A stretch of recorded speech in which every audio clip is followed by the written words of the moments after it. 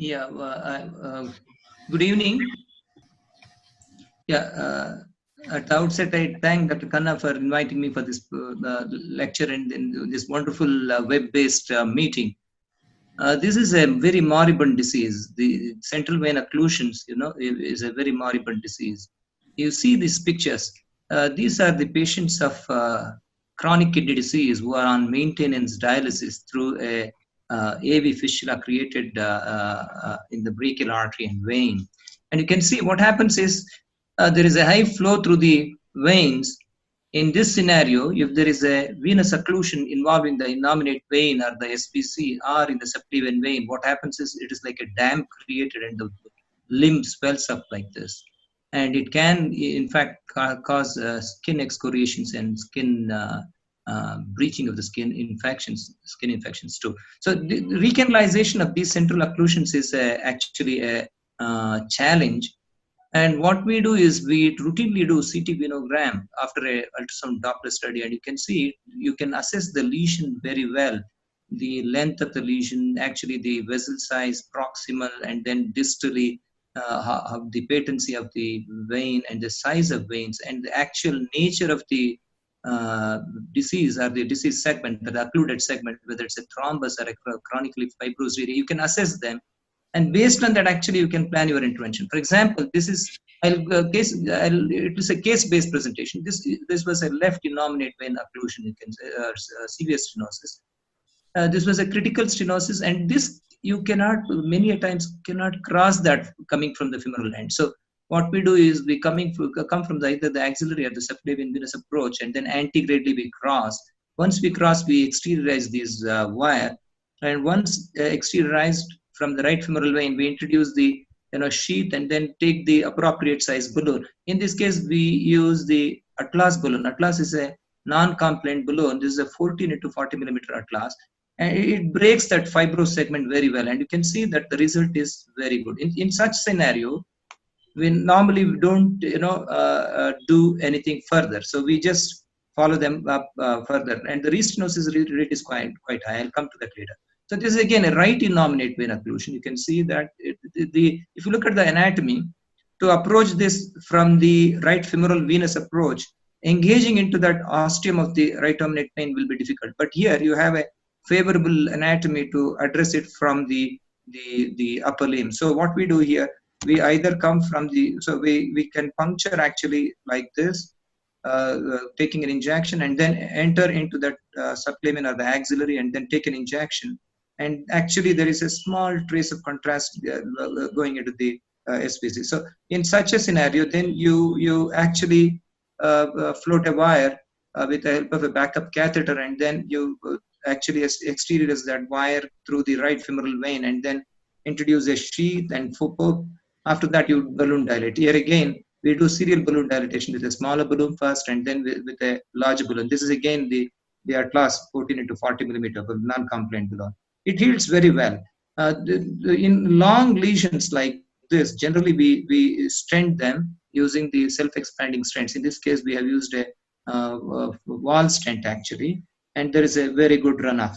The results are immediate results are very gratifying, no doubt about it. This is another case. You can see that there is a fairly long segment subclavian vein as well as innominate vein occlusion. Again, entering from the ostium of the innominate is very difficult again. So here again, we have come from the, as you can see, the axillary venous approach using a backup catheter. We have maneuvered the guide wire. In fact, this is sometimes a laborious process. Takes a long time and patience. Once you cross, then you exteriorize again from the right femoral vein, and then introduce the same techniques. So a small balloon, and then go with a bigger balloon, dilate it properly, and then once you dilate it, then we actually you stent it. Long lesions, generally I tend to stent because they come back. Balloon dilatations, they keep coming back, but you have to be ready for re-interventions in such case. This was actually SVC syndrome. You can see this actually was almost 19 years he was living with this. So he was referred actually from Trivandrum, Kerala. And then you can see that the SVC was occluded, and the right subclavian into innominate is occluded, left innominate is occluded. Actually, you don't know where exactly is the where exactly the vein ends and which is collateral. So the anatomy itself is totally changed here. So we approach this case from the right femoral venous end, and you can see I've taken a long sheet and then use that to engage. Once I engage, if the wire loops, it becomes easy to cross. This is what I've noted. If you can, once you engage into the lesion, and if you can loop the wire within the lumen, it knuckles and then opens up the occlusion many a times. And then we grabbed that wire from the left subclavian vein and then exteriorized it. And then we pre-dilated with a smaller balloon and then the bigger balloon, that is the Atlas balloon. And then again, next, we tried to recanalize the right coming from the right axillary vein, but we ended up in a subintimal space. So here we have entered up in a subintimal space, and in fact, the wire perforated with a small perforation there. Then we did not have a choice, so we had to communicate this. So what we did was to use a broken bone needle from the femoral venous side, leaving that wire in that segment. So we took that as a guide, and then we could get into that space from this end. So we could manage this with a sharp recanalization, and then subsequently we balloon dilated that right in subclavian in the innominate, and then created a track. So it took quite some time, nearly 3 hours of work. In this case, we had to recanalize both arms, with left innominate, right subclavian, and the right innominate. And what we did was to use 2 overlapping stents like this, 2 wall stents, long wall stents, to reconstruct the entire innominate vein into SVC. So this is the final result. You can see that it's well recanalized. Both the arm limbs of the the upper limb veins, the central veins, have been recanalized into the SVC. And the result was very gratifying. You can see 24 hours later, the edema is gone, headache is gone, vision better. That's the beauty. 19 years he lived with this, but next day is all right. So this is this patient, again, a CKD on maintenance hemodialysis. He had not only the right innominate vein occlusion with edema of the right upper limb, but he also had swelling of lower limb because the IVC also was occluded. The challenge here was to get here, we had to treat the IVC first. So what we did was we balloon dilated the IVC, crossed the IVC lesion, and then balloon dilated the IVC, and then went into that. Again, we could not cross from the right upper limb vein. The wire did not move from that zone because it was a very hard one. So what we did, that portion, we did a sharp recanalization using, initially we had a small perforation, you can see that. That is using the broken bone needle, we wanted to, communicate between the ostium from that into that wire. So ultimately we could actually do it. And then after communicating, what we did was to balloon dilate as usual, as in the previous cases. Once we balloon dilate, we took the bigger balloon, that is the Atlas balloon 1440, and then dilated the IVC, got the IVC patent, and then went back to the right innominate vein, and then post dilatation we stented and got a good runoff in the right innominate with a relief of right upper limb venous hypertension. Sometimes bilateral innominate veins occlusions present to us with SVC syndrome. We treat them actually like this, using 2 overlap stents and reconstructing both the innominate. You can see this guy, he was actually like this, unable to even lie down. He used to sleep in sitting posture rather than lying down. And in a matter of 1 month, he became like this. He lost nearly about 25 kilos. He had all extracellular fluid accumulation. In such cases, once you recognize, you have to warn your nephrologist, because this guy went into pulmonary edema after recanalization because there was a shift of fluid from the third space into the central circulation, and they have eccentric left ventricular hypertrophy with diastolic dysfunction. You should be very careful. In fact, we had to ventilate him for 7 consecutive days continuously and removed 4 to 5 liters of fluid every day. And he lost about 25 kilos. 1 month later, he was like this. So some patients do come with SVC syndrome like this. You can see this was CKD again with SVC syndrome. This again, we recanalized using initially Atlas balloon and then used a wall stent. Even if you recanalize one limb of, from left innominate or right innominate into SVC syndrome disappears. You can see the beauty of intervention is, venous intervention is this, the relief is very evident, clinically evident. Restenosis is always an issue, and you can see in this case the stent migration also we noted. Not only that there was restenosis, but there was stent migration. So this we had to actually cross it with initially with a coronary guide wire, coronary balloon, and then bigger balloon, then serial balloon dilatation, and then we got a decent result. But in such cases, restenosis is a important thing, and you have to keep monitoring them.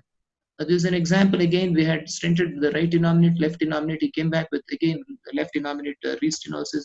So we follow them diligently and then redilate like this. And he came back again with a re-restenosis. So next time, you see, after balloon dilatation, we had to actually stent it this time. So after this, again, 1 year follow-up is doing well. So we have done about 235 cases actually. In 229, we have been successful and unsuccessful in 6. So primary procedural success rate has been 97.3%. But if you look at the stent patency rates, it is actually, dismal. It keeps falling every, 6 months. So, but if you keep redilating, you can maintain them. Secondary patency rates are quite good. So to conclude, endovascular approach with PT and stent implantation is a way in managing the veno-occlusive diseases in hemodialysis-dependent CRF patients. Crossing the lesion is the crucial step for the success of intervention, and you need to have both knowledge of both antegrade and retrograde approaches. Okay, and then staying close to the lesion and being coaxial to the lesion is important for increasing the success of crossing these lesions. Apart from the routine guidewire maneuvering skills, knowledge and skills of sharp recanalization is valuable in recanalizing chronic central venous occlusions. Thank you.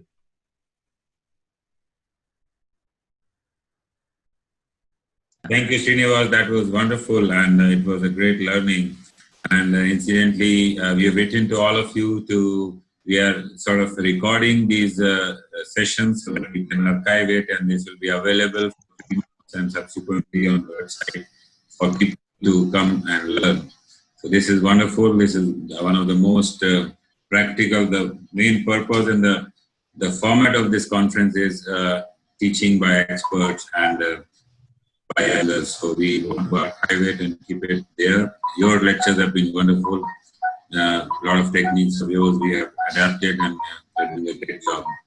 So in our center, we have almost completed 1,200 cases of central vein recanalization over past 14 years. And of late, we have been doing a lot of these cases, almost like 1 or 2 every day. And a lot of tips and tricks which we have learned. And I totally agree. Once you have a loop, it becomes very simple.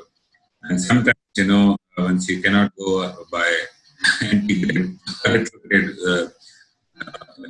direction, what I do is, you make the patient cough. It sort of opens the valve transiently, and you can push in a glide valve. And so we try this maneuver every time when we are going retrograde, and it works very well. Dr. Ganeshan Ramachandran has asked a question: which wire do you use for total occlusions? See, generally, most of these cases we have done with with a multi-purpose backup. Sometimes we have used JR catheter as a backup, or sometimes curved hook catheter as a backup.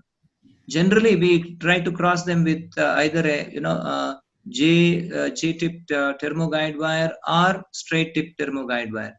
Sometimes you may have to use.